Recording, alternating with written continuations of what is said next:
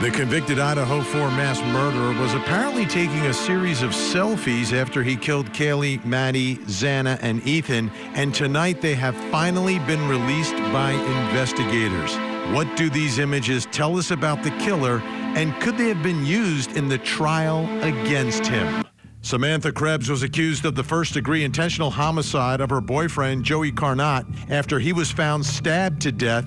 But Krebs says she's innocent and that Joey stabbed himself to death. Today, Krebs took the stand and faced some intense cross-examination. And tonight, all the evidence is in, and it's time to hear from the jury. But first, political violence in Utah. Conservative political activist Charlie Kirk, the founder of Turning Point USA, was speaking with students at Utah Valley University when he was shot in the neck about 20 minutes into his presentation. The shooting and the chaos afterwards all caught on video, and tonight we have all the latest details on this horrific tragedy. I'm Vinnie. Thank you so much for joining us tonight here on Closing Arguments. And it was a shocking day for many people who actually saw what happened to political activist and social media star Charlie Kirk. It's all on your phones. You can see exactly what happened.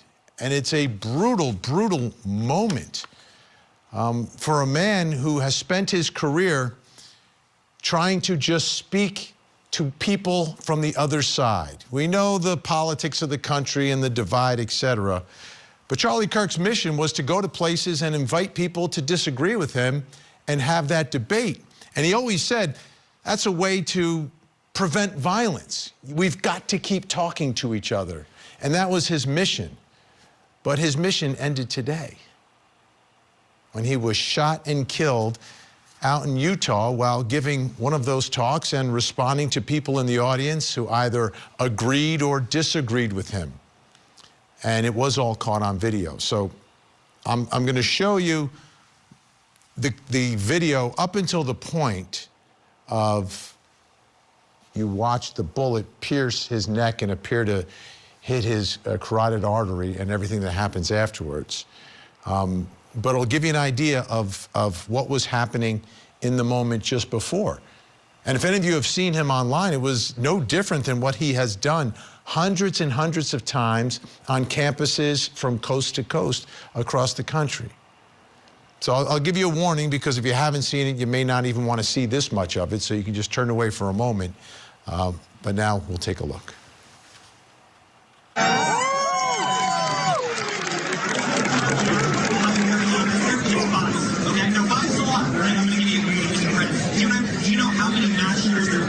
In America over the last 10 years. Counting or not counting gang violence? Great.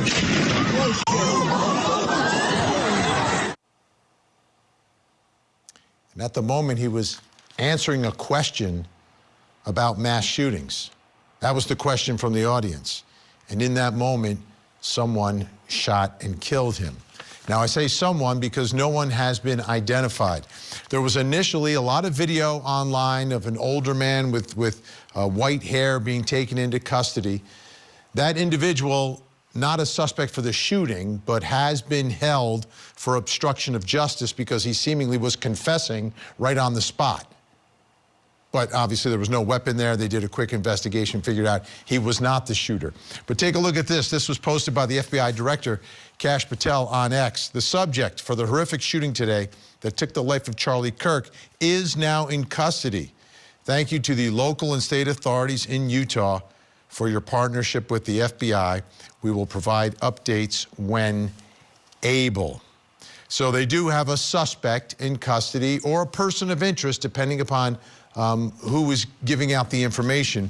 I want you to take a listen to the governor of Utah, who spoke today as well, giving his perspective on what happened on that college campus.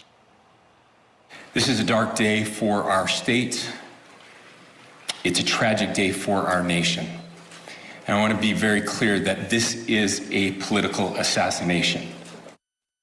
But I want to make it crystal clear right now, to whoever did this, we will find you. We will try you. And and we will hold you accountable to the furthest extent of the law. And I just want to remind people that we still have the death penalty here in the state of Utah. So you can see where we are in all of this. If this is in fact the shooter, they also said that whoever did it, they're only looking for one suspect at this time. They have no information that there's anyone else involved that they're looking for, but they have a suspect in custody.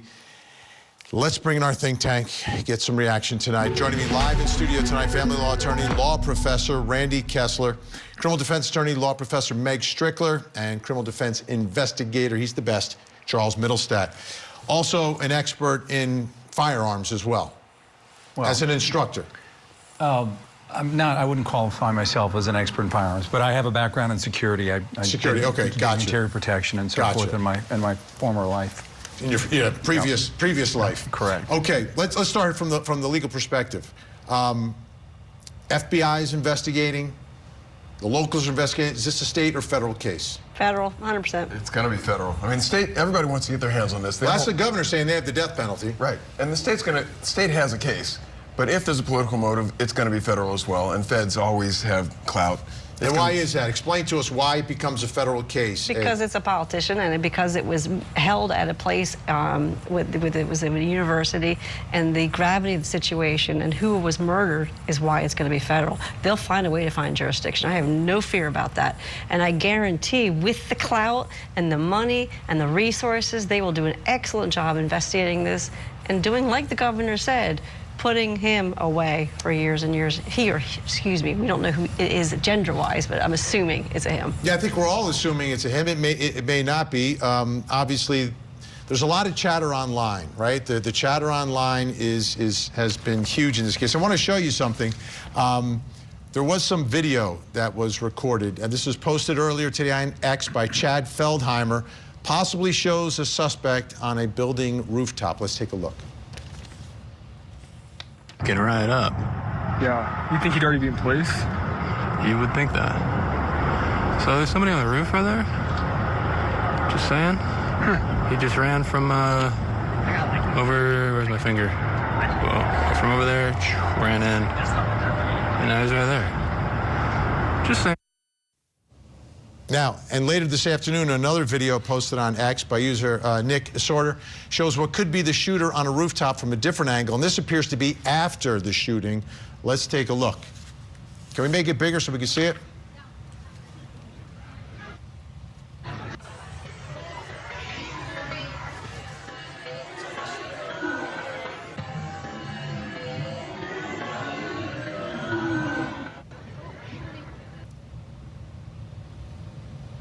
All right, up on the rooftop. Charles Middlestat, let's talk about this.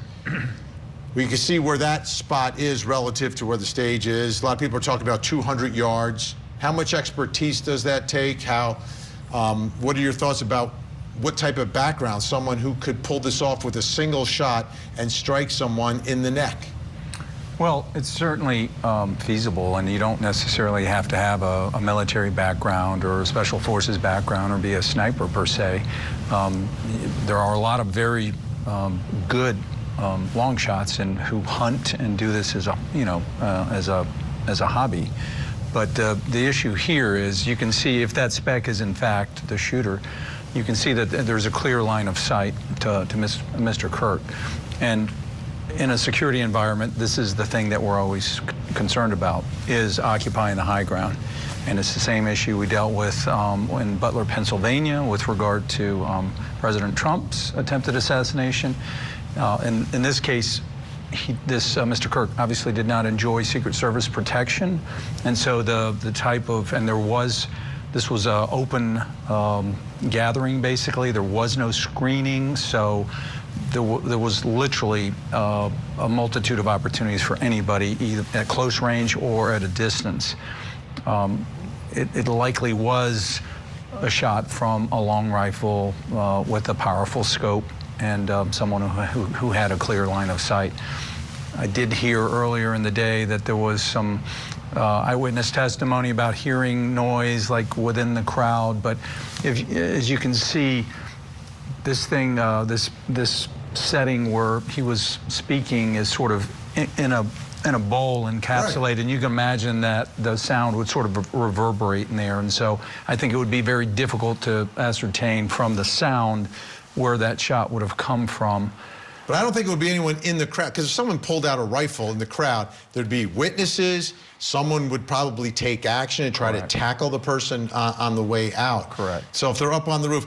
Now, let's talk about, where we are in all this, like security for who, right? So he's a social media star, right? Political activist, was very active, obviously, in the campaign, and bringing out the young vote, is very outspoken, and has toured campuses for years. For absolutely, he's only 31 years old, or was only 31 at the time he was shot and killed today, a father with 2 young kids. But does everyone need security now? Where are we? We're now, because I wouldn't even think that he would need to have a team go out there and check the rooftops and things like that. The answer is yes, everybody needs security, and the sad thing is it's going to chill conversation. University is going to worry about liability and things happening on their campus and the bad press. And anybody controversial now, they're either not going to have them or they're going to spend a heck of a lot of money for security. I hope they spend the money on security and they don't just say no more speakers that have anything controversial to say. Right, because if you have no more speakers, right, then that's like the point of someone doing this, is to shut down the freedom of speech and the exchange of ideas. This sort of open air forum is what challenges security the most. And so I think what you're probably going to see is that speeches like this are going to happen in different environments where you can actually control, where you have either a single point of entry, where you can screen, where you aren't concerned about occupying high ground, where managing the security risks and are much more manageable and feasible without some super sophisticated or high-speed security team, and advanced planning and dogs and all of the various concentric rings that are necessary to adequately provide security to a speaker who, whether controversial or not, whether you agree, disagree, doesn't matter. The point is that we should be able to speak in this country, and this country is certainly as divided as I've ever known in my lifetime. And it is a sad day where free speech is at risk, and where assassinations are becoming increasingly frequent. But I certainly hope we don't get to a place where it becomes so discouraged or not feasible without extensive expense and a security team. That would be a really tragic thing for this country. Right. I think we're in another 9/11 moment, right? 9/11 or the shoe bomber, where everything changes. Everything changes. I think you're right, Randy. Maybe speakers have a box and you're going to be video to outside and 20 people get in. We've got some updated information from the FBI director. An updated post by Kash Patel, the FBI director. The subject in custody has been released after an interrogation by law enforcement. Our investigation continues, and we will continue to release information in the interest of transparency. What does that mean? That means that was not the guy. That was definitely not the guy. And it gave time to whoever the guy or the girl was to put some distance between them and the crime. That's the worst. It makes me have a It's going to be very, very difficult to get away with this. We live in a world, a digital world now, where it is almost impossible to get away with it. Well, let me ask you about the digital phone evidence, right? We use a lot of that. A gathering of 3,000 people. Are you going to be able to figure out everyone that was there? No, and it may not be done through phone evidence. There's going to be, this is a campus, right? There's going to be video surveillance. They said there was some CCTV that led them to this suspect, I believe, or at least a description of the suspect. Keep in mind, they're working in real time. They're acting on CCTV as they're able to review it, and then they see something, a possible suspect, so they mobilize and they act on that intel. But they're going to continue to digest all of the other intel that they get in the CCTV. Think about how many phones are going in that. There are innumerable witnesses within that crowd that were running their phones and shooting video and taking pictures that are all going to be studied and analyzed by law like enforcement. the ones we've seen already here from the rooftop. Let me ask you this, though. If this person was interrogated and released, does that definitely mean he's not the one? I'm going to say 98% yes, because they're not going to release him. Yeah, I'm always going to leave 2%. It's not a case of how we don't have the ballistics back, or we didn't get a confession. Not this quick. They would hold him. This quick. If they had any reason to think it was him, they would hold him. And They figure out a reason and how to hold him. And they're allowed to. They'd find a reason. Not this quick, yeah. They would not I release him can't this quick. imagine they have a suspected assassin in their hands that they just don't have the goods on yet, but they have good reason to believe is their guy, and they're just going to release him. They must have developed some other evidence to exculpate him. Or Wow. So tonight, what's the fear tonight, right? So obviously investigators, the FBI is going to be working with the locals, right, and the state.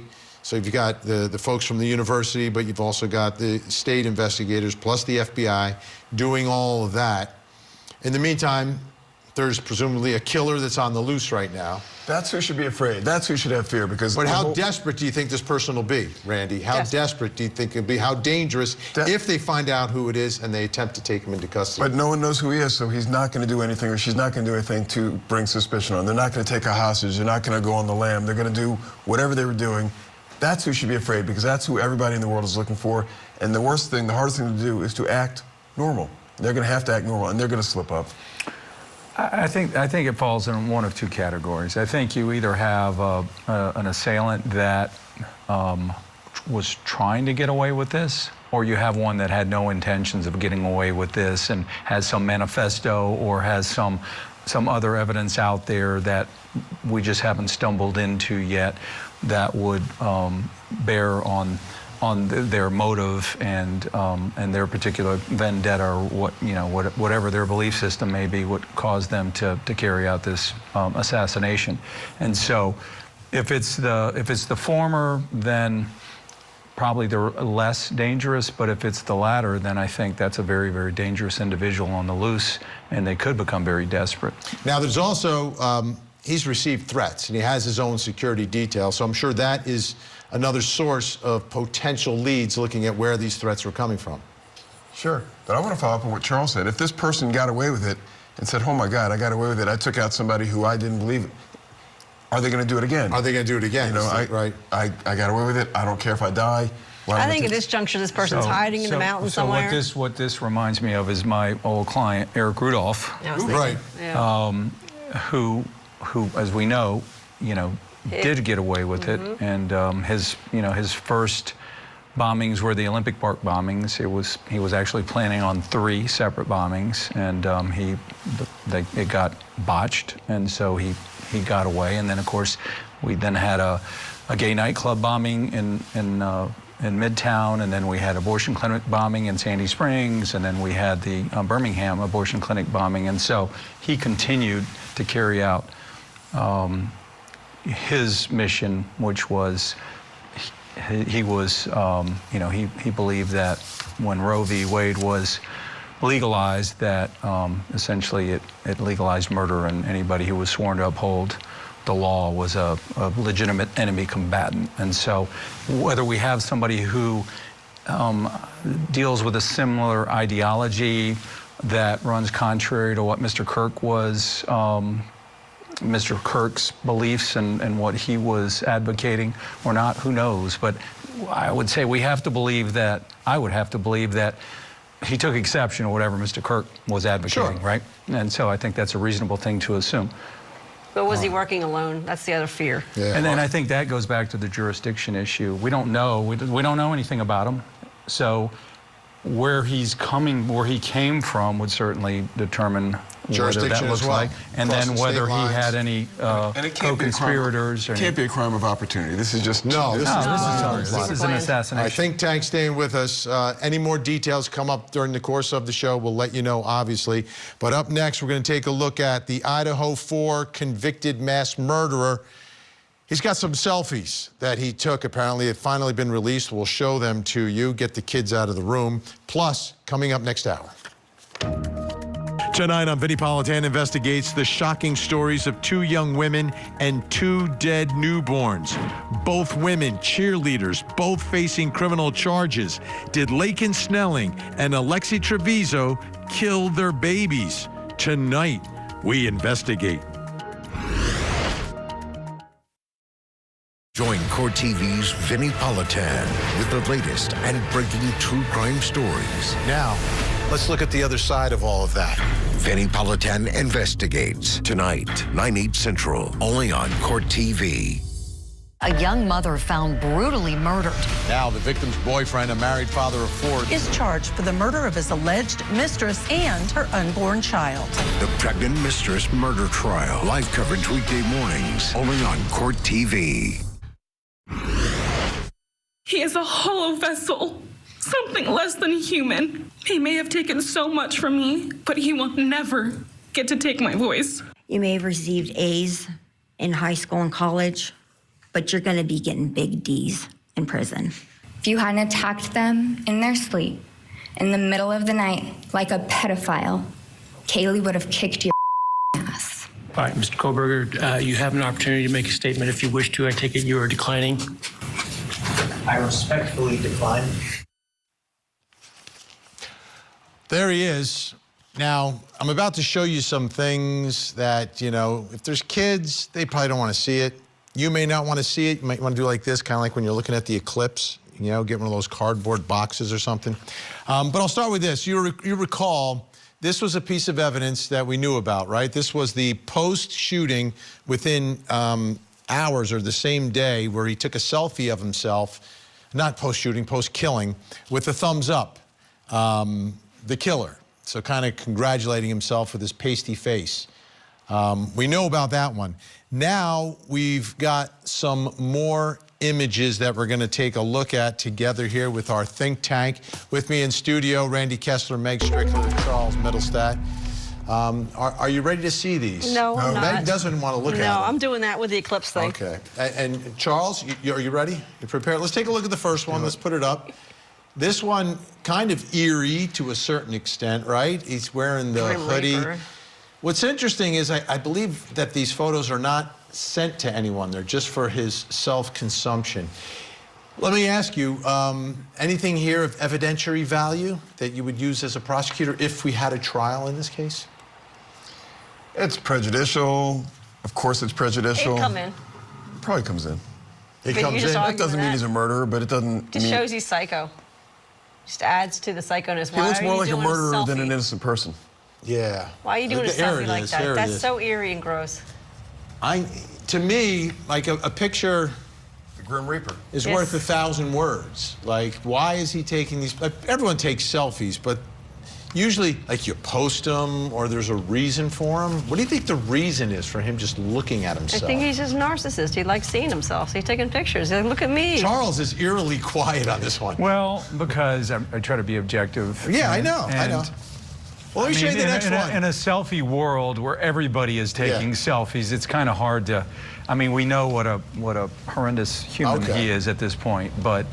Well, let me show you the next one. Whether we can read into this or not is. And using your expertise as someone who lifts a lot of weights, is he in good shape, Charles? I mean, he's certainly lean. There's no question about that. He's pretty skinny and lean, and he obviously is trying to pose there, but. Well, to me, this is interesting because part of the history is that he was extremely overweight when he was in high school. Some pictures have surfaced of him overweight. He had several different extreme diets that he kind of went through.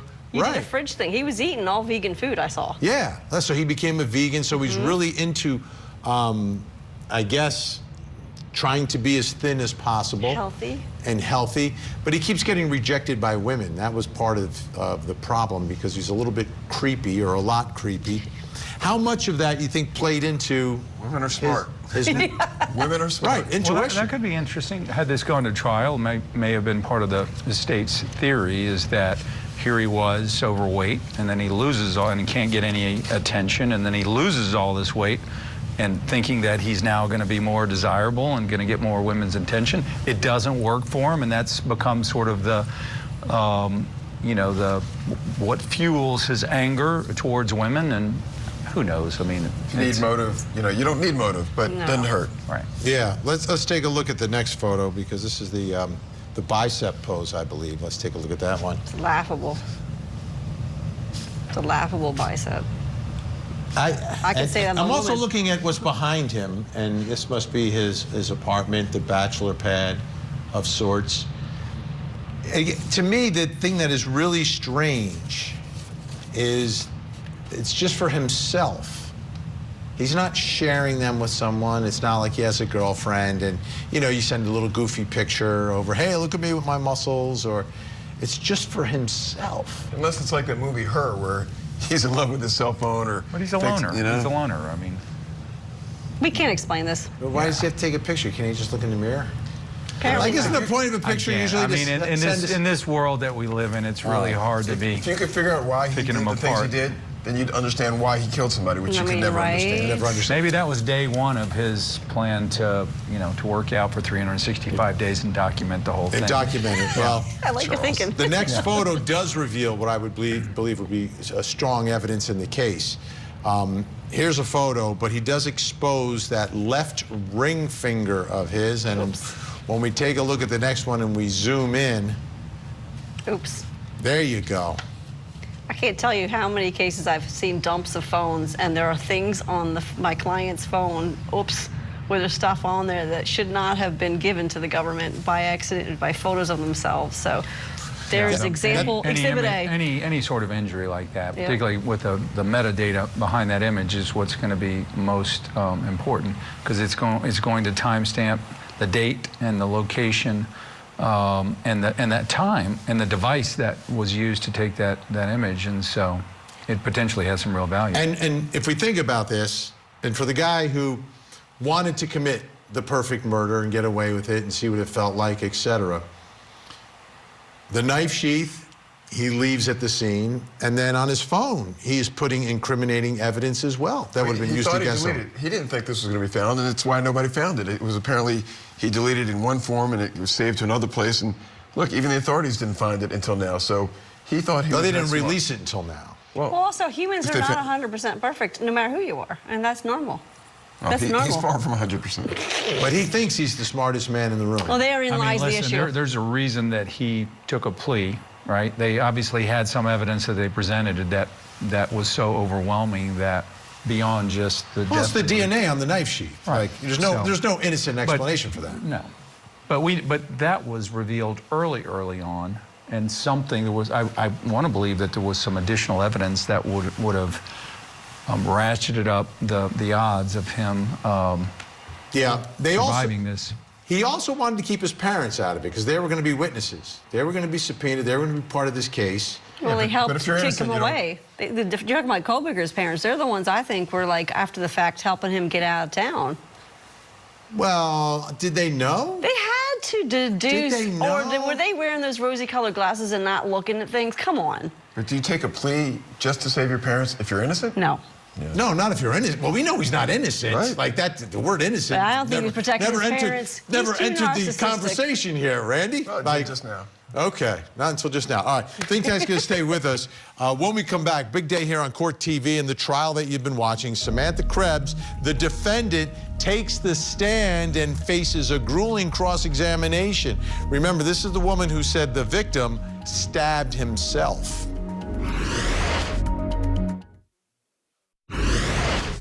Joey told me that if I leave that he's gonna kill himself. And after he threw the knife sheath, I was like determined to leave. But when I was gonna leave, he turned around and came into where I could see, because the kitchen is like half wall. He came into view and he was holding his side and he had blood between his fingers. So what Samantha Krebs is describing there during her direct examination is suicide. She is saying that her boyfriend, Joey Carnot, stabbed himself to death, was threatening suicide, and then stabbed himself to death before she left. before the neighbor came over, and then she kissed him and left and told the neighbor to tell police that he stabbed himself. So that's what the defense is that she didn't do it, that Joey took his own life. Now, that was direct examination. I want to show you the cross-examination.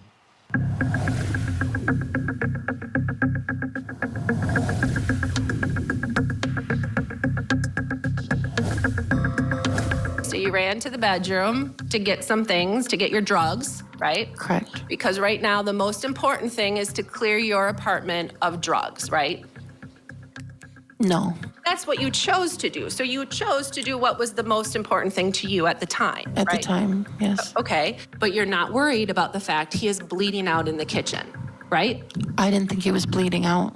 His chest is gushing with blood, Samantha. That is serious, is it not? It is very serious. You left the apartment and you never called 911, ever. Correct.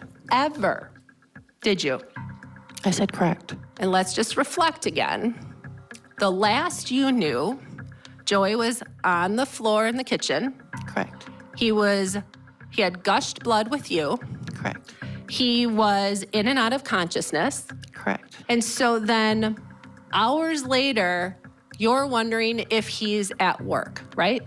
Correct. And so at this point in time, you're trying to create a story that you're not even there, right?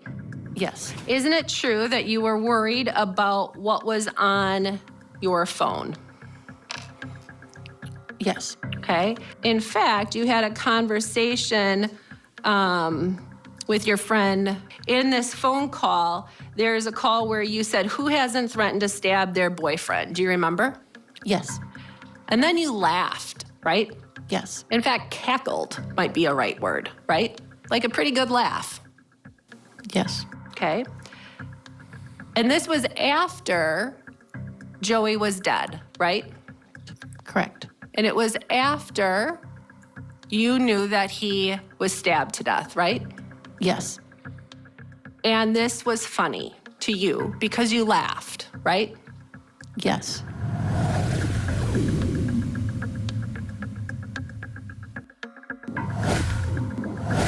Did you have any concern that your phone contained any evidence of you stabbing Joey? No.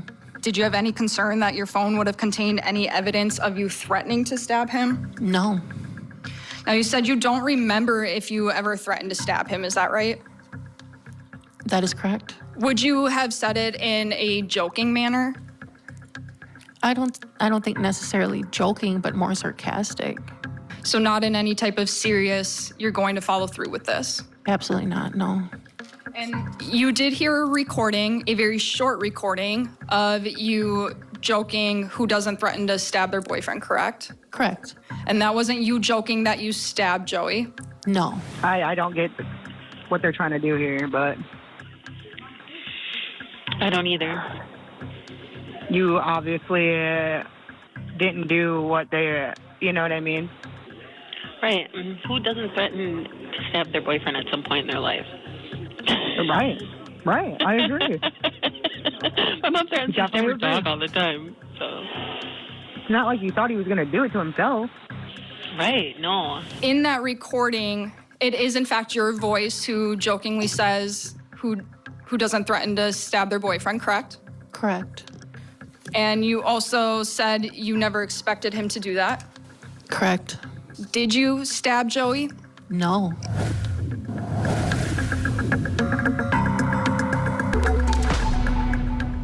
How convincing was she?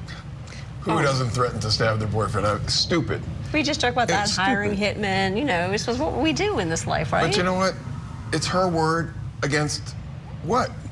I mean, there's nobody else there. She's got an explanation. She probably did it, but it's probably enough. Probably I'm did going it. to say It's probably, yeah. This woman has so many problems, I can't even count them all. And I can't help but think that the physical evidence in this case, just take the crime scene processing. We're talking about an incised wound, right, that's going to have an angle to it that's going to be obvious whether it was self-inflicted or not, depending upon the type of knife that was used. There's going to be cast off, there's going to be blood spatter, there's going to be all sorts of other things that are going to be impossible, that are going to be inconsistent with him having self-injured. But the medical examiner here was not a home run for the prosecution. The medical examiner could not figure it out. I think what sinks her ship is leaving. He's bleeding and you leave. If she stayed. But she's afraid she's going to be accused of murdering him. You know, that's the same thing. Whether you're guilty or not, you're going to. 911 for people She didn't think he was going to die. Failure to render aid. Now she's telling us that she didn't think he was going to die. It wasn't that bad. Why wouldn't you call 911 and just stay? Even if you're breaking up, like he's a human being. But you know, she's also seen all these shows, all these cases we've been covering where the people don't defend themselves, don't testify on their own behalf. I think it's meth. And they get found guilty. I think blame methamphetamine. That's what happened here. Brain wasn't thinking well. Yeah. I mean, that's obvious for everybody involved in the storyline. This one is literally like every single misstep you could possibly make, she's made. There is closing arguments tomorrow. Quick verdict. I don't think it's quick.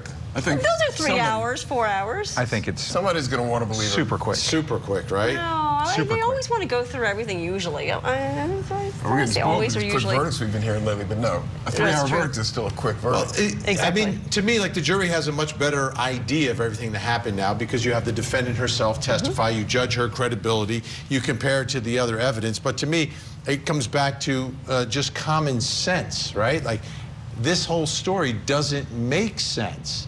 I don't know. There may be cases of people slitting their wrists, but this is like stabbing yourself. This is the, it's the whole thing about a defendant who testifies on their own behalf, right? This is going to come down to whether the jury believes her or not.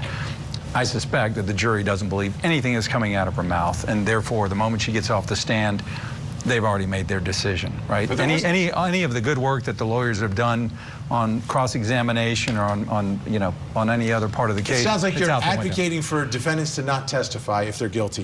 No, I'm just saying in this particular case, there are exceptions where it obviously makes sense for a defendant to testify, but this doesn't seem like a good one. She's not the most sympathetic person. She didn't engender feelings of, oh, this poor lady. She's not really, but, I don't know that she had much of a choice, right? She's got to say, she was there. If I was on the jury, and I know you're supposed to say innocent. Oh, she could plead guilty. She could admit to what she did. That's an option every defendant has. No decent offer. It must have been a plea straight up. It must have been a plea straight up. I got nothing to lose. They're allowed to do that. Yeah. That's what happens a lot in our life. It's like, that why does not? happen a lot. Maybe I get a hung jury, and so here she is. We are forced to go to trial. How common is that in a case where you don't get an offer? All the daggone time. Welcome to Fulton County, Georgia. So you just got to take it to trial. We have to take it to trial, or wait till the last daggone minute and then they drop the charges. Don't even get me started. Don't.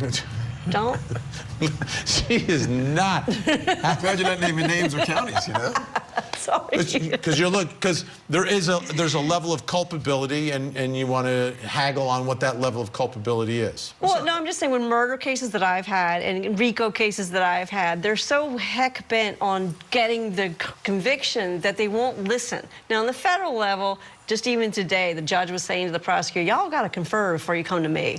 And that's normal in the federal system. So a judge would put a little pressure on you to confer and kind of get together and see what's going on. You take the hint, the prosecution takes the hint. Yeah. Try to work it out. Yeah, yes. But in the state system, it's less common that way. In my humble opinion, yes. Yeah, that's been my experience as well. Is that it's up to us. Like if we want to, we do. We don't, we don't. The prosecutor, you mean, right? It depends on as a prosecutor. Oh, this is a good case. I want to go to trial. I haven't had an interesting case like this. It could be as simple as that. Shouldn't be. So we're seeing a lot more defendants take the stand in their own defense. Why is that? It's common sense. That can be one reason right there. They want to be heard. Or they just don't trust the system. Or they're watching court TV and every defendant that doesn't take the stand gets to get it right. Yes. They're watching court TV and every defendant lately that doesn't take the stand still gets convicted. Yeah. So what do you got to lose? They want to be heard, too. They want to have their day in court. You don't want to sit for 40 years in jail and say, if I'd only testified in my own defense, maybe the jury would have understood my side of the story. You think Donna Adelson is regretting not testifying? I do. I think she wanted to get her 2 cents out. I do. I think they stifled her. I do think she wanted to testify. I think every defendant that gets convicted says, had I testified. Yep. Had I testified. My lawyer, Well, big appreciation. Randy Kessler, family law attorney. Great to have you. Meg Strickler. She's also a law professor. I know. I made sure. And Charles Middlestad, who investigates these cases from a much different perspective and unearths a lot of things that you might not otherwise learn. Thanks so much, Charles. All right, we've got a lot more to get to. When we come back, I'm going to reveal something else that you need to know tonight, plus coming up next hour. Tonight on Vinnie Politan Investigates, the shocking stories of 2 young women and 2 dead newborns, both cheerleaders, both facing criminal charges. Can prosecutors prove that Laken Snelling and Alexi Treviso killed their babies? Tonight, we investigate. Join Court TV's Vinnie Politan with the latest and breaking true crime stories. Now, let's look at the other side of all of that. Vinnie Politan Investigates, tonight, 9/8 Central, only on Court TV. A young mother found brutally murdered. Now, the victim's boyfriend, a married father of 4, is charged for the murder of his alleged mistress and her unborn child. The pregnant mistress murder trial. Live coverage weekday mornings, only on Court TV.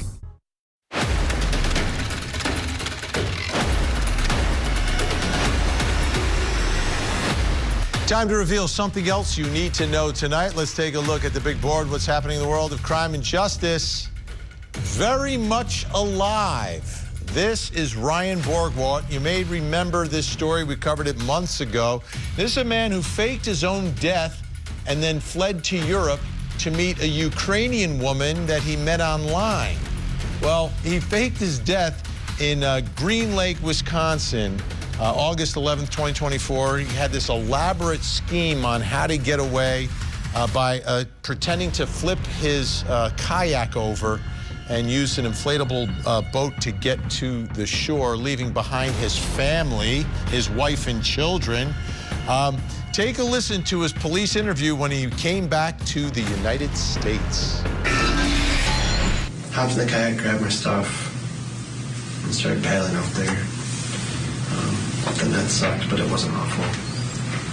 There's a headwind that helped to get me out there quicker. I think you'd asked before, but why didn't I just take the paddle out of the package that I had? Well, if you imagine, I did have one duffel bag with me on the kayak already.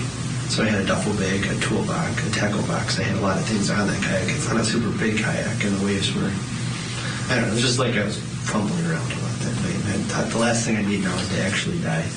So I just decided to go with what I had.